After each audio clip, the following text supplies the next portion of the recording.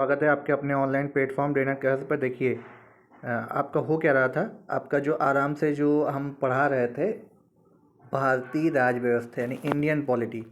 देखिए, ये Indian polity हम जो आपको पढ़ा रहे थे, ये आपकी एम लक्ष्मीकांत की बुक का पूरा रिवीजन है, पूरा रिव्यू है, पूरा उसी का सार है। ठीक है, बेहद इंपॉर्टेंट सीरीज़ है। साथ ही साथ एनसीईआरटी की आपकी सीरीज चल रही है हिस्ट्री की, उसको देखिए। एमसीक्यू जो हैं एंशियंट वगैरह वहाँ से पूरी आपकी कवर हो रही है। और मॉडर्न हिस्ट्री की जो सीरीज चल रही है जल्दी आपकी समाप्त होने वाली है। और हाँ, आपको ये बता दें, पॉलिटी में भी हम एनसीईआरटी से एमसीक्यू लेकर के आएंगे। ठीक है, करंट अफेयर्स आपका आने वाला है, एडुटेरा से चल रहा है। इसके अलावा स्पीडी की बुक से भी हम कवर को थोड़ा सा करेंगे। और 20 अप्रैल के बाद से जो है हम आपको मेन करंट अफेयर्स आपको प्रोवाइड करने लगेंगे। ठीक है, तो चलिए, हम जो देख रहे थे भारत का संवैधानिक विकास देख रहे थे हम लोग। ठीक है, भारत का संवैधानिक पृष्ठभूमि देख रहे थे। तो पुराने वीडियो, जो पहला वीडियो आपने में पाया था, उसमें आपने 1773 से लेकर के 1858 तक का पूरा पृष्ठभूमि देखी थी। अब हम उसके आगे बढ़ते हैं और देखते हैं कौन कौन से एक्ट है। देखिए, उससे पहले जो आपके एक्ट आए थे हम आपको बता दें, 1784 में, उसके बाद 73 के बाद आता है पिट्स इंडिया एक्ट। ये आपको तो पृष्ठभूमि दे रहे हैं, इसको देखते रहिएगा। पिट्स इंडिया एक्ट आता है, पिट्स इंडिया एक्ट। ठीक है, ये हिस्ट्री में आपको डिटेल में मिलेगा। ठीक है, लेकिन यहाँ जो पृष्ठभूमि तैयार हुई थी वो हम आपको बता रहे हैं। इसमें देखिए, एक्ट को मजबूत करने के लिए कार्यों को पृथक कर दिया गया था। ठीक है, देन उसके बाद आता है आपका 1793 का चार्टर एक्ट। अब चार्टर एक्ट जो आता है उसमें क्या होता है, देखिए, जो चार्टर एक्ट आता है उसमें 20 वर्ष के लिए कंपनी का अधिकार बढ़ा दिया जाता है, और उसमें कुछ नहीं था। फिर अगले 20 वर्ष के बाद फिर क्या आता है, 1813 में भी चार्टर एक्ट आता है, 1813 में। ठीक है, इसमें 20 वर्ष के लिए बढ़ा दिया गया था। अब जो मेन आपका आता है 1833 का चार्टर एक्ट। ठीक है, इसमें भी 20 वर्ष बढ़ाया गया था और गवर्नर जनरल बन गया था, बंगाल का गवर्नर जनरल। ये बात याद रखिएगा, हमने आपको पिछले वीडियो में बताई भी थी कि बंगाल का जो है गवर्नर अब भारत का गवर्नर जनरल बन गया था, भारत का गवर्नर जनरल। ठीक है, ये इसमें एक खास बात हुई थी, और मैकाले आ गए थे, इसमें मैकाले विधि आपका आ गया था। फिर 1853 आता है, क्रांति के जस्ट पहले। उसमें आपका क्या था, उसमें भी आपका केवल जो है एक विधान, ऑल इंडिया लेजिस्लेटिव काउंसिल की बात करी गई थी 1853 में। ऑल इंडिया लेजिस्लेटिव काउंसिल, एक सदनी विधानमंडल। ठीक है, ऑल इंडिया लेजिस्लेटिव काउंसिल।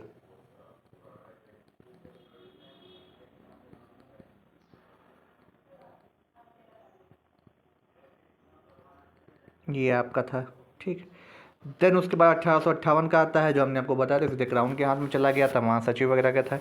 अब उसके बाद जो आपको आते हैं वो बता दें थोड़ा सा, क्योंकि थोड़े बहुत हल्का सा इंपॉर्टेंट है वो। देखिए, 1861 में जो आता है, तो इसमें जो है आपका द्विसदनी विधानमंडल की मांग करी गई थी। ठीक है, द्विसदनी विधानमंडल, दो सदनी मांग करी गई थी 1861 में। 1892 का आता है, उसमें बजट वगैरह का प्रावधान दे दिया गया था। अब आपका 1909 आता है, जो कि बेहद इम्पोर्टेंट है। 1909 को समझिए, फिर 1919 का जो सबसे मेन इम्पोर्टेंट है, यहाँ से भारतीय संविधान का आपको मिलता है झलक वहाँ से। देखिए, 1909 में क्या आया था, ये मॉर्ले मिंटो रिफॉर्म के उससे जाना जाता है, हमने आपको बताया भी है हिस्ट्री में, उन्होंने ना देखा हो देख लें जा करके। तो मॉर्ले मिंटो ने कहा था कि 3 निर्वाचक वर्ग बनाए जाएं। ठीक है, सामान्य, वर्गीय और विशिष्ट, ये आपको बताया था। ठीक है, और पृथक निर्वाचन मंडल की मांग हो गई थी यहीं से, भाई हम सभी के लिए पृथक निर्वाचन मंडल होना चाहिए। पृथक निर्वाचन मंडल, पृथक निर्वाचन मंडल की यहाँ पे जो है आपसे मांग हो गई थी। ठीक है, और प्रथम भारतीय विधि सदस्य भी यहाँ पे नियुक्त कर दिया गया था। ठीक है, तो इंडियन काउंसिल एक्ट में यहाँ पे भारतीयों की नियुक्ति और पृथक निर्वाचन आपका हो गया था। अब जो आपका आता है, जो काफ़ी प्रभाव डालता है, वो है 1919 का अधिनियम। देखिए, इस कानून को मॉन्टेग्यू चेम्सफोर्ड, वो आपका मॉन्टेग्यू, मॉर्ले मिंटो था, ये मॉन्टेग्यू चेम्सफोर्ड है। विशेषताएं क्या थी, देखिए, सूचियों को पृथक कर राज्य पर केंद्रीय नियंत्रण कम कर दिया गया था।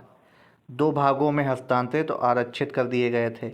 वायसराय की कार्यकारिणी के 6 सदस्यों में से कमांडर इन चीफ को अब 3 जो है भारतीय होंगे 6 में से, ये भी कहा जा रहा था। फिर सांप्रदायिक आधारों पे यहाँ पे इसने अलग कर दिया, देखिए जो ये अभी भी चल रहा है, सिख, ईसाई, भारतीयों, एंग्लो और यूरोपियों के लिए अलग अलग निर्वाचन सिद्धांत इन्होंने कर दिए। इस कानून ने संपत्ति कर, शिक्षा पर सीमित संख्या में लोगों का अधिकार भी इसने प्रदान किया।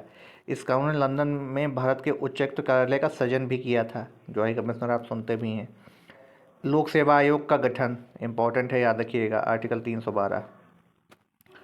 पहली बार केंद्रीय बजट को राज्यों से अलग कर दिया गया था, ठीक है, और राज्य विधानसभाओं को अलग से कहा गया था बनाने का। तो देखिए मेन जो जो इसमें था वो सब इम्प्लीमेंट भी है हुआ है, ठीक है, एक पॉइंट को छोड़ दे, बाकी सब इम्प्लीमेंट हुआ है।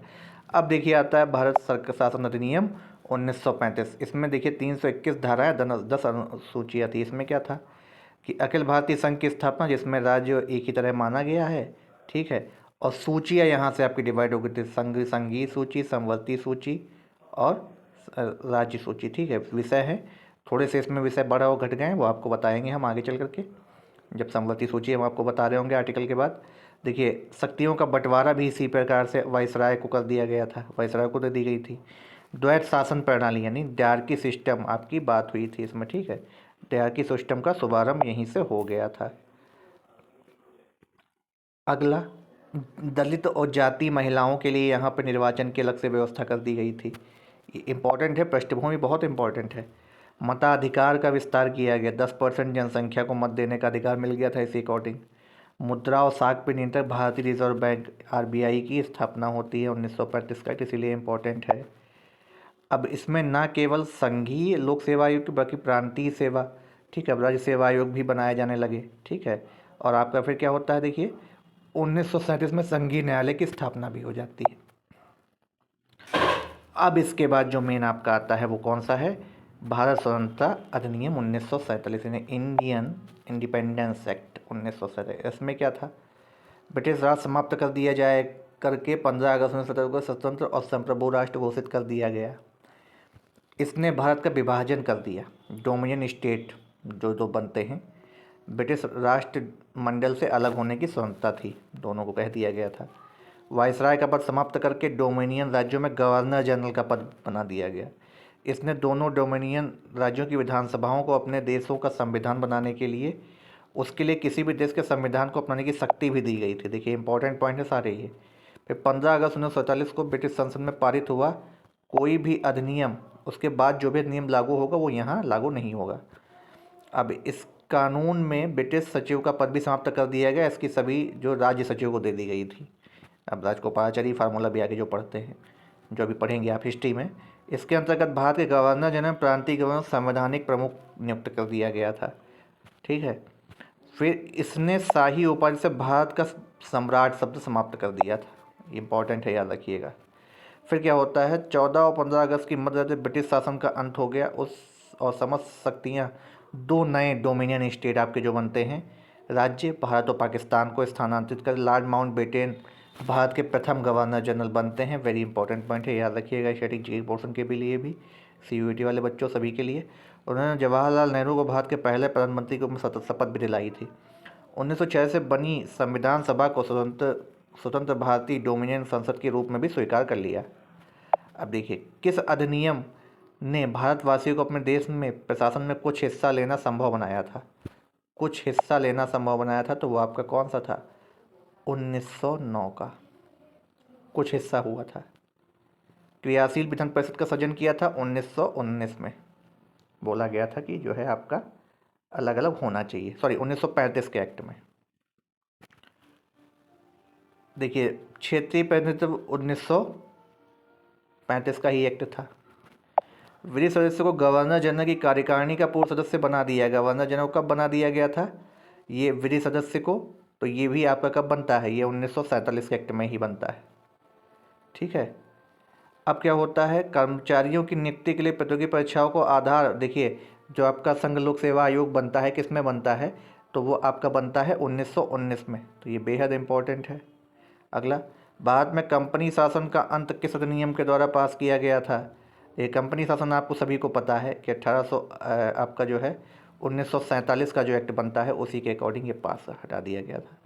भारत में 1898 में कंपनी के शासन के अंत के पश्चात संचालन की समय किसको निहित कर दी गई थी? सीधा क्राउन को मिल गई थी। ये बात याद रखिएगा, 1858 का जो एक्ट आता है। भारतीय मामलों में सीधे ब्रिटिश संसदीय नियंत्रण स्थापित हो गया था 1858 के एक्ट से। पिट्स इंडिया एक्ट देखिए 1784 में जब आता है, board of director board of control को किस अधिनियम द्वारा समाप्त कर दिया गया था? जो पिट्स इंडिया एक्ट द्वारा स्थापित किया गया था, तो उसको किस किस नियम के द्वारा वो हटा दिया गया था? तो वो आपका आता है चार्टर एक्ट 1700 कब? चार्टर एक्ट 1813 में, 1813 में। गवर्नर जनरल के बदले वाइसराय कर दिया गया 1858 में। ठीक है। भारत में प्रतिनिधि शासन की तुलना किस अधिनियम? प्रतिनिधि शासन आपका देखिए 1909 ही रहेगा इसमें, ये बात याद रखिएगा। भारत में शासन के विकेंद्रीकरण कब होने लगा था? 1909 से ही। 1919 में आपका विकेंद्रीकरण स्टार्ट हो गया था, ये भी याद रखिएगा। मॉन्टेगी ट्रांसपोर्ट रिफॉर्म आप हमेशा याद रखिएगा। भारत के गवर्नर जनरल को अध्यादेश जारी करने की शक्ति किस अधिनियम के तहत दी गई थी? अब ये मतलब आपसे बोला जा रहा था कि भारत का जो है, देखिए एक आपका क्वेश्चन हम सही करना चाहेंगे, जो आपका विधि आयोग का क्वेश्चन था। थोड़ा सा पीछे जाएंगे, देखिए अभी विधि आयोग, हाँ विधि आयोग वाला जो था इसका 1833 है। ठीक है, 1833 है विधि आयोग का। ठीक है। अब देखिए, अब आपका जो क्वेश्चन क्या था, किस अधिनियम वाइसराय हो गया था? बाद में प्रतिनिधि शासन की शुरुआत, भारत में प्रतिनिधि शासन की शुरुआत किस अधिनियम के थ्रू हुई थी? प्रतिनिधि शासन की शुरुआत तो ये 1892 के एक्ट से आपकी होने लगी थी, जब चुनाव की पद्धति अपनाने लगे थे लोग। भारत में शासन के विकेंद्रीकरण की नींव, ठीक है। अब अगर विकेंद्रीकरण की अगर हम बात करें तो वो यही है 1909 Morley Minto reform. Governor general को अध्यादेश जारी करने की शक्ति, गवर्नर जनरल को अध्यादेश जारी करने की शक्ति किस अधिनियम के द्वारा दी गई थी? तो गवर्नर जनरल की जो आपकी जो आपको जो दिया गया था, देखिए राज्य सचिव और जो पूरा आपका दिया गया राज्य सचिव का पूरा जिम्मा इनके हिस्से आ गया था। ठीक है। तो अगर इसमें देखा जाए तो आप इसमें 1935 के अधिनियम को मानेंगे, 1935 के अधिनियम को। मंत्रिमंडल व्यवस्था के जन्मदाता कौन थे? भारत में मंत्रिमंडल के जन्मदाता कौन थे? तो अगर इसमें बात की जाए, देखिए इसमें आपको सीधा क्वेश्चन नहीं मिलेगा। ठीक है। मंत्रिमंडल के अगर आप जन्मदाता की अगर बात करेंगे, ठीक है, तो ये एक्ट के माध्यम से आया था। और अगर एक्ट को देखा जाए तो वहाँ पे आपके कौन हो सकते हैं, इसको आप हमें कमेंट बॉक्स में बताइएगा। पूरा डिटेल वीडियो हमने आपको दिया है। भारत में आंशिक रूप से सर्वप्रथम संसदीय व्यवस्था का आरंभ, देखिए ये संसदीय व्यवस्था का आरंभ आपका 1919 से 1935 के एक्ट से शुरू हो गया। 1919 का एक्ट, सॉरी 1919 का act Morley Minto reform, Morley Minto. इस क्वेश्चन का वीडियो, इस आंसर का वीडियो हम आपको अगले क्वेश्चन में देंगे। ठीक है, सॉरी अगले वीडियो में देंगे इस क्वेश्चन का हम आंसर आपको। तब तक आपको क्या करना है, वीडियो को लाइक करना है, चैनल को सब्सक्राइब करना है, खूब सारा शेयर करना है। प्लेलिस्ट बन चुकी है, उसको देखिए। करंट अफेयर्स की वीडियो देखिए, CUET वाले बच्चों के लिए बेहद इंपॉर्टेंट है। 14 मई को जो आपका पीसीएस का एग्जाम उसके लिए बेहद इंपॉर्टेंट है। तब तक के लिए सभी के लिए धन्यवाद।